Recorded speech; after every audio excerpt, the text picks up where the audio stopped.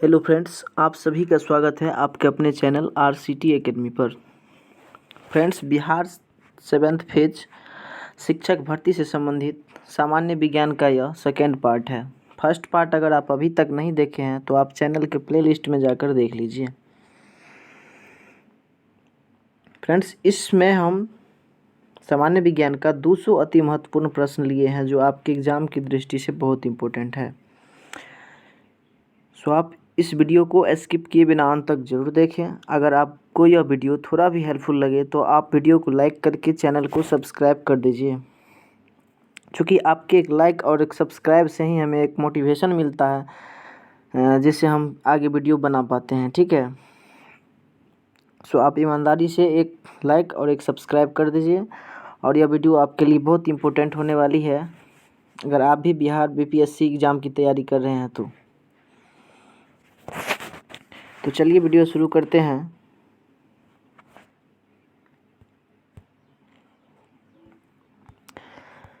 देख सकते हैं जैसे कि 200 इम्पोर्टेंट जनरल साइंस का ये क्वेश्चन है जो कि ऑल आपके ये बिहार 7th फेज में तो इससे क्वेश्चन आएगा ही आएगा। साथ ही साथ ये ऑल जितने भी कंपटीशन एग्जाम होते हैं सभी में ये सब क्वेश्चन ऐसा क्वेश्चन है जो कई बार पूछे गए हैं, पूछे जाते हैं। ठीक है, तो आपका पहला प्रश्न है कि इंद्रधनुष में कितने रंग होते हैं?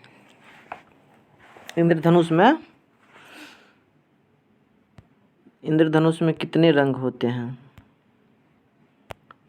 तो इंद्रधनुष में आपका 7 रंग होते हैं। कितने रंग होते हैं? 7 रंग होते हैं। इन 7 रंगों में है बैगनी, जामुनी, नीला, हरा, बसंती, लाल, ये सभी है। इसे संक्षेप में कहते हैं बैजानी हप्पी नाला। क्या कहते हैं? बैजानी हप्पी नाला। यानी बै से बैगनी, जा से जामुनी, पी से पीला, ना से नारंगी और ला से लाल। इस प्रकार से इंद्रधनुष में कितने रंग होते हैं? तो 7 रंग होते हैं। ठीक है, और कार्य का मात्रक क्या है? तो कार्य का ऐसा मात्रक जो होता है वो होता है आपका जूल। विद्युत धारा का मात्रक क्या होता है? एम्पियर। किस रंग की तरंग दैर्ध्य सबसे कम होती है? ये सब क्वेश्चन 10th क्लास के अंदर भी देखे होंगे। तो किस रंग की तरंग दैर्ध्य सबसे कम होती है? तो बैगनी की सबसे कम होती है। और पूछेगा कि किस रंग की तरंग दैर्ध्य सबसे अधिक होती है? तो लाल रंग की तरंग दैर्ध्य जो होती है वो सबसे अधिक होती है। नेक्स्ट प्रश्न है कि सबसे बड़ी आंखें किस स्तनधारी प्राणी की होती है? तो सबसे बड़ी आंखें जो होती है वो आपका हिरन की होती है। किसकी? हिरन की। मनुष्य के शरीर के ताप होता है, तो मनुष्य के शरीर का जो ताप होता है वो 37 डिग्री सेल्सियस होता है। कितना? 37 डिग्री सेल्सियस। नेक्स्ट प्रश्न है आपका कि प्रेशर कुकर में खाना जल्दी पक जाता है क्योंकि प्रेशर कुकर के अंदर दाब अधिक होता है। क्या होता है? दाब अधिक होता है। तारे टिमटिमाते हैं। तारे क्यों टिमटिमाते हैं? तो प्रकाश के अपवर्तन के कारण तारे जो है सो टिमटिमाते हैं। का नेक्स्ट प्रश्न है निम्न में से किस रंग का अपवर्तनांक सबसे अधिक होता है? तो बैगनी रंग का जो अपवर्तनांक है वो सबसे यानी अधिक होता है। और बैगनी रंग का जो है सो अपवर्तनांक क्या है? सबसे अधिक होता है। दाब का ऐसा मात्रक पूछे तो पास्कल। दाब का ऐसा मात्रक पास्कल। इसी का न्यूटन मीटर स्क्वायर भी होता है। और लेंस की क्षमता का ऐसा मात्रक क्या होता है? डायोप्टर। नेक्स्ट है कि भारतीय विज्ञान संस्थान कहाँ स्थित है? तो ये आपका बंगलौर में स्थित है। कहाँ स्थित है? बंगलौर में। नेक्स्ट है आपका 40 नंबर कि किताब के ऊपर रखे किसी लेंस को ऊपर उठाने पर यदि मुद्रित अक्षरों का आकार बढ़ता हुआ दिखाई देता है तो वह लेंस है। तो वह लेंस कैसा है? वह लेंस जो है आपका वो लेंस है उत्तल लेंस। कौन लेंस है? उत्तल लेंस। यदि किसी लेंस से अक्षरों का आकार छोटा दिखाई दे तो अवतल लेंस और बड़ा दिखाई दे तो उत्तल लेंस। याद रखिएगा। नेक्स्ट प्रश्न है कि मांसपेशियों में निम्नलिखित में से किसके एकत्र होने से थकान होती है? तो ये आपका लैक्टिक अम्ल जब एकत्रित हो जाती है तो थकान महसूस होता है ना। नेक्स्ट है अगर किसी वस्तु का फोकस अवतल दर्पण पर बनता है तो उसकी छाया कैसी बनेगी? तो उसकी छाया जो बनेगी वो अनंत पर बनेगी। कहाँ बनेगी? अनंत पर। अगला क्वेश्चन है कि कार्य का मात्रक। तो कार्य का ऐसा मात्रक जूल होता है। नेक्स्ट है प्रकाश वर्ष इकाई है किसकी? दूरी की। नेक्स्ट है आपका प्रश्न कि निम्नलिखित में से कौन धातु होते हुए भी विद्युत का कुचालक है? तो ये आपका शीशा जो है, कांच, ये धातु होते हुए भी विद्युत का क्या है? कुचालक है। नेक्स्ट निकट दृष्टि दोष से पीड़ित व्यक्ति के चश्मे में कौन सा लेंस प्रयोग किया जाता है? तो ये जो किया जाता है ये आपका है अवतल लेंस।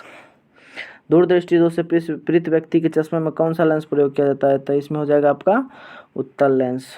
चेचक के टीके की खोज किस वैज्ञानिक ने किया था? आपका ये एडवर्ड जेनर ने किया। कौन किया? Edward Jenner. नेक्स्ट प्रश्न है कि आम को पेड़ से टूटकर नीचे गिरना किसके कारण संभव है? तो ये जो संभव है ये आपका गुरुत्वाकर्षण बल के कारण। गुरुत्वाकर्षण बल ऐसा बल है जिसके कारण किसी भी पेड़ से फल टूट करके यानी ज़मीन पर ही गिरते हैं, नहीं तो वो कहीं और भी जा सकते हैं ना, तो यही कारण है। नेक्स्ट है कि जल में तैरना न्यूटन की गति के किस नियम के कारण संभव है? तो ये जो संभव है ये न्यूटन की गति के तृतीय नियम के अनुसार संभव है। निम्नलिखित में किस अधातु में धातुई चमक पाई जाती है? तो ग्रेफाइट एवं आयोडीन में धातुई चमक पाई जाती है। कैंडेला मात्रक है किसका? ज्योति तीव्रता का। आज कार्बन डाइऑक्साइड CO2 के उत्सर्जन में सर्वाधिक योगदान करने वाला देश कौन सा है? तो ये आपका संयुक्त राज्य अमेरिका है। निम्नलिखित में से किस उद्योग में अभ्रक कच्चे माल के रूप में प्रयुक्त होता है? तो ये आपका विद्युत प्रेस का आविष्कार। विद्युत प्रेस का है तो यानी कि जिससे हम कपड़े प्रेस करते हैं, ठीक है, आयरन जिसको बोलते हैं। तो विद्युत प्रेस का आविष्कार किसने किया था? तो हेनरी सिले ने किया था। दाब बढ़ाने पर जल का क्वथनांक क्या होता है? तो बढ़ जाता है। प्रत्येक क्रिया के बराबर व विपरीत दिशा में प्रतिक्रिया होती है। यह न्यूटन का कौन सा नियम है? यह न्यूटन का तीसरा नियम बताता है कि प्रत्येक क्रिया के बराबर एक विपरीत दिशा में प्रतिक्रिया होती है। यह न्यूटन का तीसरा नियम है। तांबा कॉपर का शत्रु तत्व कौन सा है? ये गंधक है। उगते व डूबते समय सूर्य लाल प्रतीत होता है क्योंकि लाल रंग का तरंग दैर्घ्य सबसे अधिक होता है ना। रेडियो एक्टिविटी की खोज किसने की? तो यह हेनरी बेकरल ने की। नेक्स्ट है कि पानी के अंदर हवा का एक बुलबुला किस तरह बर्ताव करता है? तो एक अवतल लेंस की तरह बर्ताव करता है। नेक्स्ट है इकाइयों की समय व्यवस्था में किस इकाई की मात्रा समान होती है? तो विशिष्ट गुरुत्व की। कारों, ट्रकों और बसों में ड्राइवर की सीट के बगल में कौन सा दर्पण लगा होता है? तो ये जो होता है आपका उत्तल दर्पण। कौन सा दर्पण? उत्तल दर्पण। यहीं पर दोस्तों अगर पूछे कि दाढ़ी बनाने में कौन सा दर्पण उपयोग होता है तो यहाँ पर वहाँ पर क्या हो जाएगा? अवतल दर्पण। कौन दर्पण? अवतल दर्पण, है ना। नेक्स्ट है कि वनस्पति विज्ञान के जनक कौन है? तो वनस्पति विज्ञान के जनक जो है वो है, उनका नाम है थियोफ्रेस्टस। क्या नाम है? थियोफ्रेस्टस। नेक्स्ट है निम्नलिखित में से किस में ध्वनि की चाल सबसे अधिक होती है? तो इस्पात में ध्वनि की चाल सबसे अधिक होती है। नेक्स्ट है एक व्यक्ति घूमते हुए स्टूल पर बाहें फैलाए खड़ा है, एकाएक वह बाहें सिकोड़ लेता है तो स्टूल का कोणीय वेग क्या होगा? बढ़ जाएगा। चंद्रमा पर एक बम विस्फोट होता है, इसकी आवाज़ पृथ्वी पर सुनाई देगी? नहीं देगी सुनाई। चंद्रमा पर वायुमंडल न होने का कारण क्या है? तो चंद्रमा पर वायुमंडल नहीं होने का कारण है क्या चीज़? पलायन वेग। एक लड़की झूला झूल रही है, उसके पास एक अन्य लड़की आकर बैठ जाती है तो झूले का जो आवर्तकाल होगा उसमें कोई परिवर्तन नहीं होगा, यानी कि झूले की जो गति होगी वो अपरिवर्तित रहेगा, ठीक है। हम रेडियो की घुंडी घुमाकर विभिन्न स्टेशनों के प्रोग्राम सुनते हैं, यह संभव है किसके कारण? अनुनाद के कारण। वेंचुरीमीटर से क्या मापा जाता है? तो जल के प्रवाह की दर को वेंचुरीमीटर से मापा जाता है। चौराहों पर पानी के फुहारों से गेंद नाचती रहती है क्योंकि पानी का वेग अधिक होने से दाब क्या होती है? घट जाती है। उपग्रह में समय ज्ञात करने के लिए अंतरिक्ष यात्री को क्या प्रयोग करना चाहिए? तो इनको जो प्रयोग करना चाहिए उनका नाम है स्प्रिंग घड़ी, ठीक है। नेक्स्ट है कि खाना पकाने का बर्तन होना चाहिए उच्च विशिष्ट ऊष्मा का, निम्न चालकता का।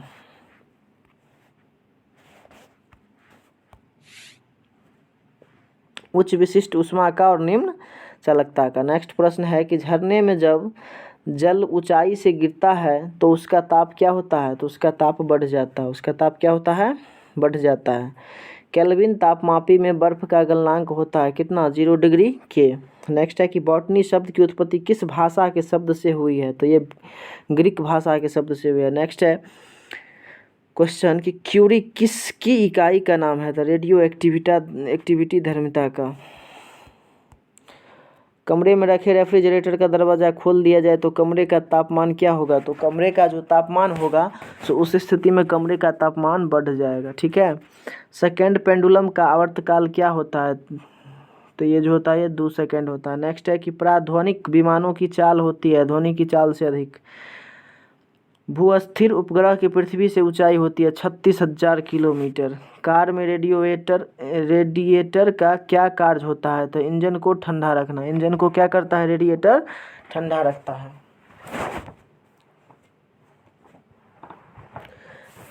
आपका नेक्स्ट प्रश्न है कि दूरदृष्टि दोष से पीड़ित व्यक्ति को निकट की वस्तु दिखाई नहीं देती है, जबकि दूर की वस्तु दिखाई देती है।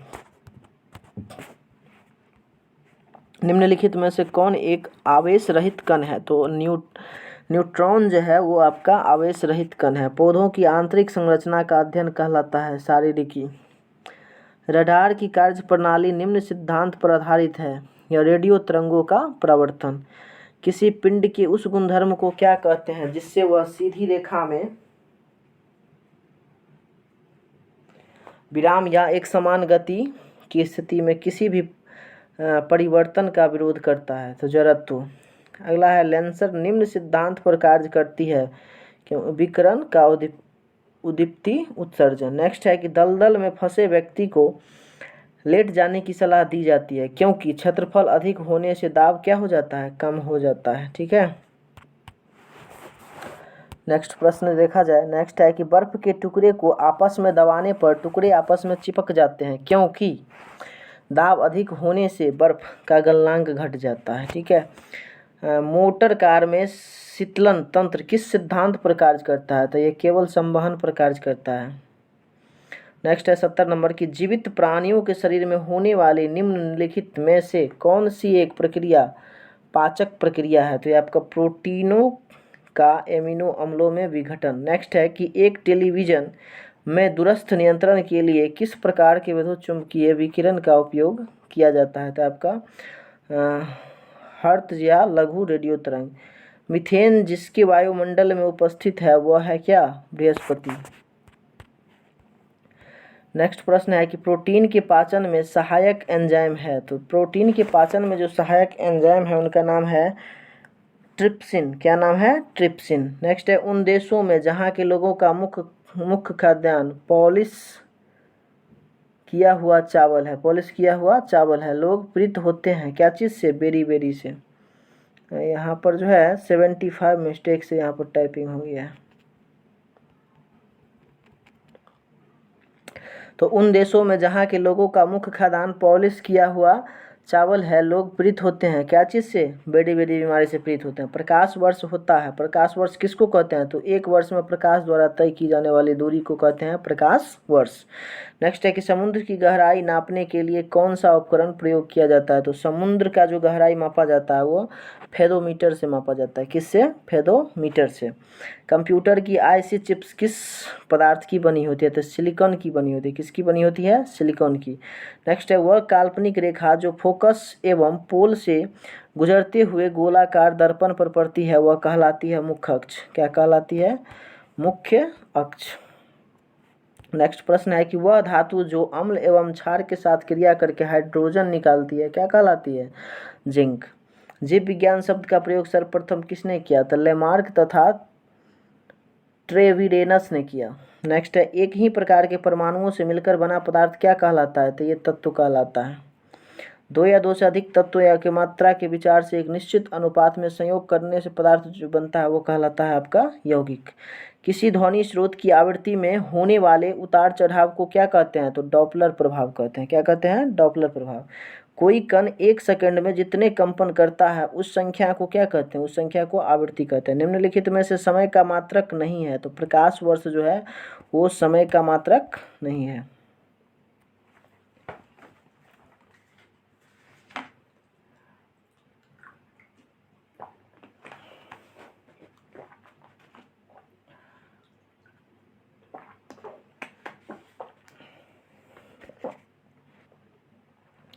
नेक्स्ट प्रश्न है आपका कि पानी का घनत्व तो अधिकतम होता है कितने डिग्री पर? तो 4 डिग्री सेल्सियस पर पानी का घनत्व तो अधिकतम होता है। यदि दो उपग्रह एक ही वृत्ताकार कक्षा में चक्कर लगाते हैं तो उनके वेग क्या होंगे? समान होंगे। पृथ्वी की परिक्रमा कर रहे उपग्रह से एक पैकेट छोड़ दिया जाता है तो उपग्रह के साथ उसी चाल से पृथ्वी की परिक्रमा करेगा। निम्नलिखित में से कौन एक यौगिक है? तो अमोनिया जो है वो आपका एक यौगिक है। यंग प्रत्यास्थात गुणांक का ऐसा मात्रक न्यूटन प्रति मीटर स्क्वायर होता है। जल एक यौगिक है क्योंकि इसमें रासायनिक बंधों से जुड़े हुए दो भिन्न तत्व होते हैं। नेक्स्ट है, वह विज्ञान जिसका संबंध जीवधारियों के अध्ययन से होता है कहलाता है, तो वो जीव विज्ञान कहलाता है। नेक्स्ट है कि फाइकोलॉजी में किसका अध्ययन किया जाता है, तो फाइकोलॉजी में शैवाल का। जूल निम्नलिखित में से किसकी इकाई है, तो ऊर्जा का जो इकाई होता है, ऊर्जा का ऐसा मात्रक वो जूल होता है। मात्रकों की अंतर्राष्ट्रीय पद्धति कब लागू की गई, तो 1971 में मात्रकों की अंतर्राष्ट्रीय पद्धति लागू की गई। नेक्स्ट है कि चमगादड़ अंधेरे में उड़ते हैं क्योंकि चमगादड़ पराश्रव्य तरंगे उत्पन्न करते हैं। बर्फ में स्केटिंग करना प्रदर्शित करता है कि दाब बढ़ाने पर बर्फ का गलनांक क्या हो जाता है, घट जाता है। स्टेनलेस स्टील एक मिश्र धातु है जबकि वायु है एक क्या चीज़, मिश्रण। नेक्स्ट आपका प्रश्न है कि फूलों के संवर्धन के विज्ञान को क्या कहते हैं, तो फ्लोरिकल्चर कहते हैं। किसी असंतुलित बल द्वारा पिंड में उत्पन्न त्वरण बल के अनुक्रमानुपाती होता है। नेक्स्ट है, निम्नलिखित में से कौन एक अस्थायी कण है, तो न्यूट्रॉन।